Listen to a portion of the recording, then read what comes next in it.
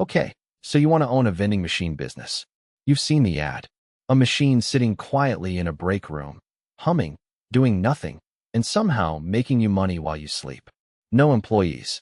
No landlord calling at midnight. No customers to manage. Just a box that eats dollar bills and spits out chips. The pitch is always the same. Buy the machine once. Collect the cash forever. It's retail without the store, a business without a boss, income without a job attached to it. Here's the number that should stop you before you buy anything. 67%. That's the share of vending machine operators in the United States pulling in less than $1 million a year in total revenue, not profit revenue. Across their entire operation, machines plural, locations plural, years of accumulated routes. Most people picture a fleet. What they build is a part-time job with a walk-in cooler attached. Not because vending machines don't make money. They do. Billions of dollars a year, across tens of thousands of locations, in an industry that's existed since coin-operated gum dispensers first showed up on New York train platforms more than a century ago. Not because the math is impossible. It isn't. Because the version of this business being sold to you in that ad, and the version that actually generates a livable income, are almost never the same business wearing the same photo of a smiling machine. And somewhere between the ad and the break room, a red sticker goes up on a jam machine. Out of order. Nobody comes for 3 days. Remember that sticker. We're coming back to it. Let's start with the size of the thing, because the size is what sells the dream. Vending machine operators in the United States generated an estimated $7.7 billion in revenue through 2025, growing at roughly 2.5% a year, steady, unglamorous, the kind of growth that never makes headlines and never quite disappears either. Layer in the broader retail vending machine market, the machines themselves, the beverage side, the industrial supply cages bolted to factory floors, and you're looking at a market north of $15 billion, expanding toward $20 billion by the early 2030s. That's real money. It's just not going where the ads say it's going. There are close to 16,000 vending machine operating businesses in the U.S. right now. And here's the split that the passive income ads never show you. 67.1% of them run under $1 million in annual revenue. Another 16.5% sit in the 1 to 5 million range. Only 9.4%, call it 1 in 11, clear $10 million or more. In other words, this is not a market of passive investors. It's a market of solo operators and small crews, driving their own vans, restocking their own machines, doing their own books on a Sunday night. The industry itself employs a little over 61,000 people nationwide to run all of this. 61,000 people, moving product, fixing coin mechs, chasing down locations, for an industry that's marketed to you as something you never have to touch. And underneath the traditional machine business, a second format has been quietly eating market share, the micro market. No coin slot, no mechanical arm, just an open room of shelving, a self-checkout kiosk, and a camera. In 2024, there were 55,770 micro market locations operating in the U.S., up 30% from the year before. Sales through those micro markets crossed $1 billion for the first time, across 377 million individual transactions, a 27% jump year over year. That growth isn't happening because micro markets are easier to run. It's happening because they convert better. 96% of micro market transactions are cashless. Average ticket size runs meaningfully higher than a traditional vending sale because a shopper standing in front of open shelving buys the way they'd buy at a convenience store, not the way they'd buy from a vending slot.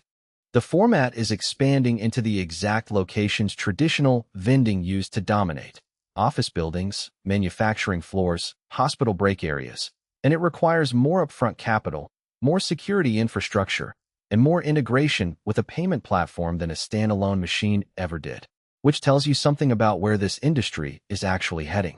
Not toward more individual operators buying a single machine and calling it passive income. Toward fewer, larger, more capital-intensive operations, the kind with a fleet, a route management platform, and a technology partner already built into the business from day one.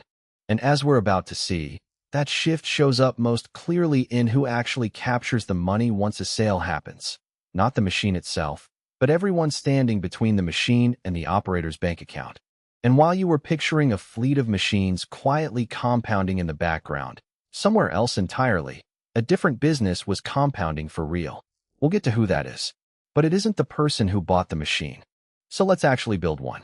Let's say you're doing this the honest way. No franchise package, no done-for-you seller, just you, a machine, and a location. First cost, the box itself. A basic snack and drink machine runs anywhere from $2,500 to $10,000 new. Go used, and you can knock 40 to 60% off that. But you inherit someone else's wear, someone else's coin jams, someone else's 5-year-old refrigeration compressor that's already halfway to failure. Now add the part nobody budgets for.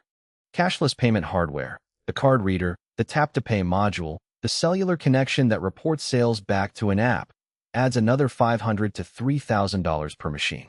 And this part isn't optional anymore. In 2024, cashless payments accounted for 77% of all vending transactions in the US. A machine that only takes coins and crumpled dollar bills is a machine quietly losing 3 out of every 4 possible sales.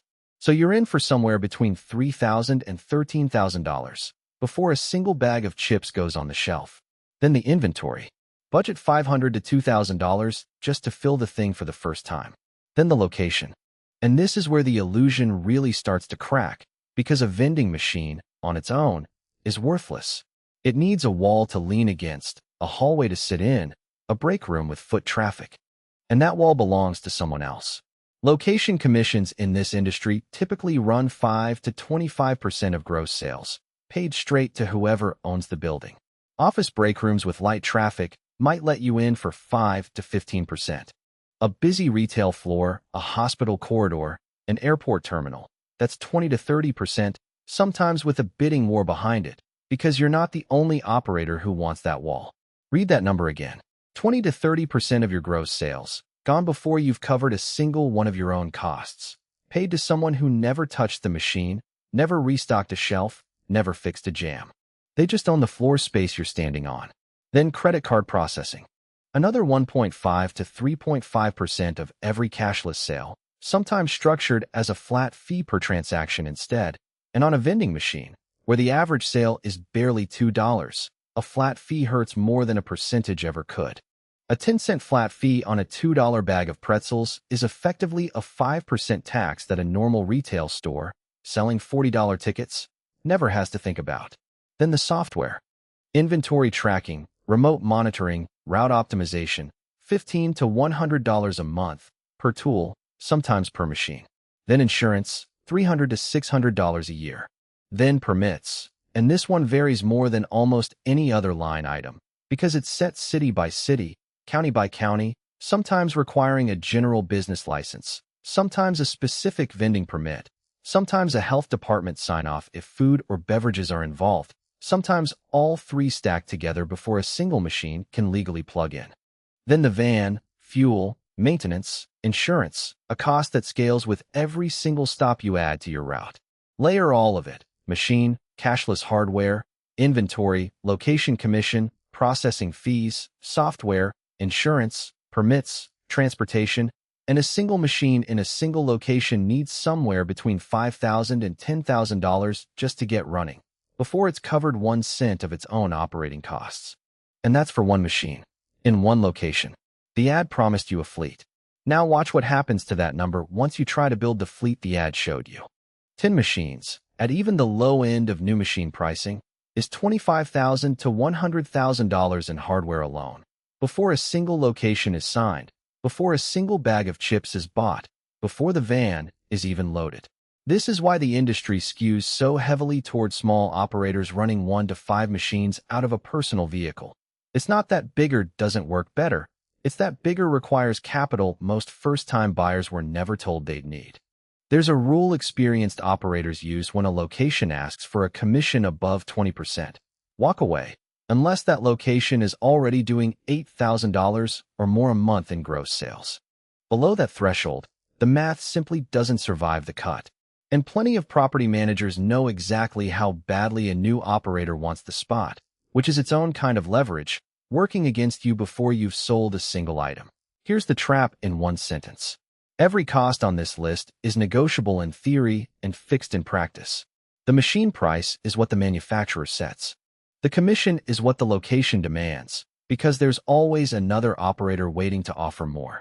The processing fee is what the card network set, adjusted only slightly by your processor's markup. You, the operator, are the only variable cost left standing: your time, your fuel, your labor. Which means when the math gets tight, the only thing left to cut is you. There's a version of this business that looks different on paper: industrial vending. The cages of gloves, safety glasses, and tools bolted to factory floors, tracked by badge scan instead of coin slot. That segment is worth roughly $1.37 billion in North America alone, projected to grow past $2 billion by 2031, and it belongs almost entirely to a handful of established suppliers with existing relationships to manufacturing plants, not to someone buying a starter package off a classified ad. It's proof the model can scale into something serious. It's also proof that the version being sold to first-time buyers, one machine at a time, is a different business entirely, wearing the same name. And maintenance is the cost that never shows up in the pitch deck at all. A compressor fails on a refrigerated unit in July, and the entire machine goes dark until a technician can get there, while the location commission clock keeps running whether the machine sells anything or not. A coin mechanism jams, and every customer who tries that machine for the next 3 days walks away, buys nothing, and quietly starts using the vending machine down the hall instead. In vending, downtime doesn't just cost you today's sales. It costs you the habit you spent months building, and every regular customer who walked past that machine and remembered it let them down. Here's where the real math lives. The math, the passive income pitch never runs in front of you. The average vending transaction in the US sits at $2.11, blending cash and card. Push it cashless only, and it climbs slightly to $2.24. Cashless buyers spend a little more freely than cash buyers, because tapping a card doesn't feel like spending the way handing over a $5 bill does. Now strip out cost of goods. A well-priced vending machine runs 38 to 45% cost of goods sold: the chips, the soda, the candy bar itself. So on that $2.11 average sale, you're clearing somewhere around $1.20 in gross margin before a single other expense touches it. Now subtract the location commission. Let's use a mid-range number: 15% of gross sales. That's roughly 32 cents off the top of every transaction, gone to the wall you're leaning against. Now subtract processing. On a cashless sale, figure another 5 to 8 cents, sometimes more once flat fees are layered in. What's left on that average $2.11 sale, after cost of goods, commission, and processing? Somewhere around 75 to 85 cents. Call it 80 cents of usable margin, before electricity, before software fees, before the fuel it took to drive out there and refill it. Now multiply that by volume, because volume is the entire game. A single decent office breakroom machine might do 30 to 50 transactions a week. At 80 cents of margin each, that's $24 to $40 a week, $100 to $170 a month from one machine, before you've paid for gas to go service it. One machine doesn't build a business. 10 machines might. And 10 machines means 10 locations, 10 commission negotiations, 10 sets of restocking runs, 10 relationships to maintain with property managers who can cancel you with 30 days notice whenever a competitor offers a better cut. Run the math forward a full year on that same single machine. Say it holds steady at 40 transactions a week, 80 cents of margin each, roughly $32 a week. Over 52 weeks, that's about $1,660 for one machine, before subtracting fuel, before subtracting the hours spent driving to it, restocking it, and unjamming it when a bag of chips gets stuck sideways against the glass. Against a $5,000 to $10,000 setup cost, that single machine hasn't paid for itself in year one. It might not fully pay for itself until year 3 or 4, and that's assuming nothing breaks, no location cancels the contract, and no competitor undercuts your commission offer in the meantime. Now compare that to the location owners sharing that same wall. They didn't spend $5,000. They didn't drive anywhere. They collect roughly $250 a year off that one machine. Pure margin, zero risk, zero labor, for the crime of owning a hallway. This is the part the word passive was never built to describe. It's not passive income. It's a delivery route with vending machines attached to the end of it, servicing, restocking, cash collection, machine repair, all riding on margins measured in cents, not dollars. And every one of those cents is being watched by three different parties before it ever reaches you. The location owner taking their cut off the top, the payment processor taking theirs on every card tap, and, increasingly, the software platform charging you monthly just to see your own sales data. Consider the two sides of one identical transaction. A customer taps their card, buys a $2.24 bag of pretzels. On one side of that tap, the operator, who owns the machine, drove out to fill it, and is left with maybe 80 cents once everyone else has taken their cut. On the other side of that same tap, the location owner, who did nothing that day, collecting roughly 34 cents. The payment platform, which did nothing but route the data, collecting another 5 to 8 cents on that transaction and on every other transaction that machine will ever process, for as long as the contract runs. Three parties touched the same $2.24. Only one of them drove anywhere to earn it. The machine sits still. The money behind it does not. Now here's where the dream gets sold at scale, and where regulators have spent 3 decades cleaning up after it. In October 2001, the Federal Trade Commission filed a case in New York against a company called Vending, doing business as Vending, and its principal, Evan Bloomstein. The pitch: candy dispensing machines, sold for $7,995 to $20,000 per package, with printed earnings claims promising buyers could net $50,000 a year. Some materials cited even more specific numbers: $48,000 a year, or $150 to $250 per machine per month, stacked across 4 supposed income streams: candy sales, credit card lead commissions, phone card commissions, and sweepstakes entries. The FTC's complaint said the real number looked nothing like that. Consumers who bought in reportedly earned little or no income at all. A federal court froze the defendants' assets. Bloomstein was permanently banned from selling any vending machine business venture again, and required to post a $500,000 bond before he could sell any other business opportunity for the rest of his career. That case wasn't unique. It was one entry in a pattern the FTC has documented for 30 years, under names like Project Telesweep, Project Bizillion Dollar, Operation Vend Up Broke, Project Busted Opportunity. Project Telesweep alone covered 34 separate cases in a single coordinated sweep, run jointly by the FTC and 20 state attorneys general, targeting turnkey vending machine packages sold nationwide over the phone. Across every one of these sweeps combined, nearly 100 vending machine business opportunity sellers were charged with the same core offense, promising income they couldn't substantiate to buyers who had no way to check the math before writing the check. What made these operations so durable, running under new names decade after decade, is that vending machines make an unusually convincing prop. A prospective buyer can ask to see one running. They can watch real money drop into a real coin box. What they can't see, standing in that showroom, is next month's foot traffic at the location they're actually going to be assigned, or whether that location even exists yet, or whether 3 other buyers were shown the exact same, available territory that same week.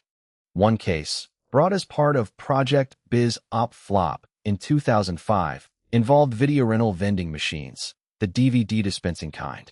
Investors paid $28,000 to $37,500 per machine. The promised return: $60,000 to $80,000 a year, or a full payback of the initial investment in 6 to 14 months.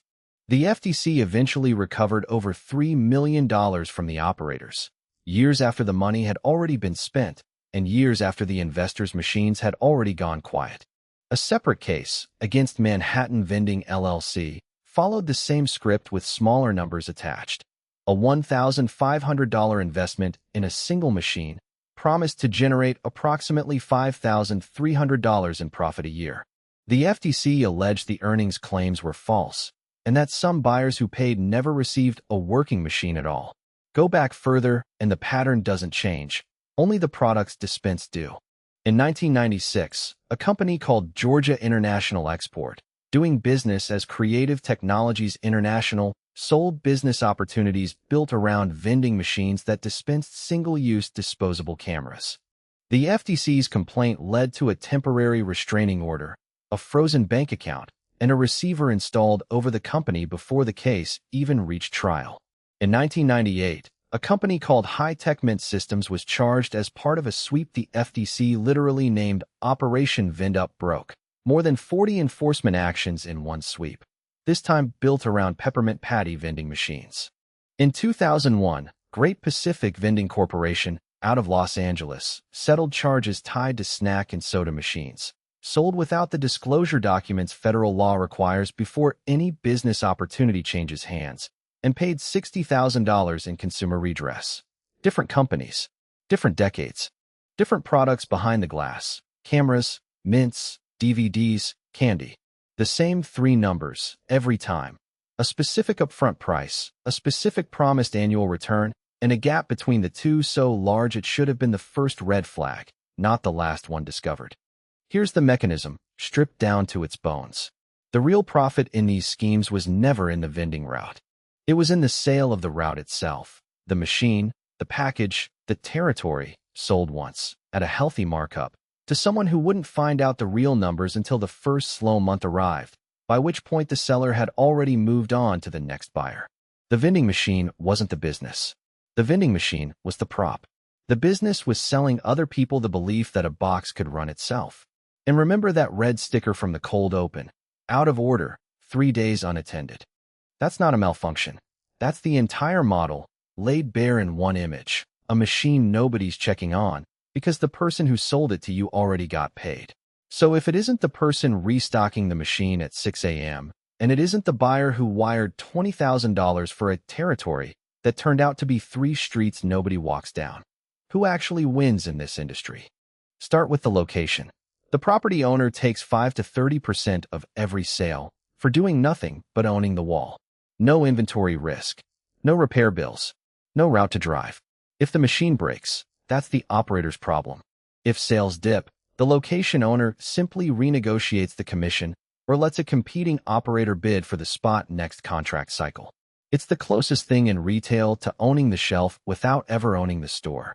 Then there's the technology layer sitting on top of every transaction.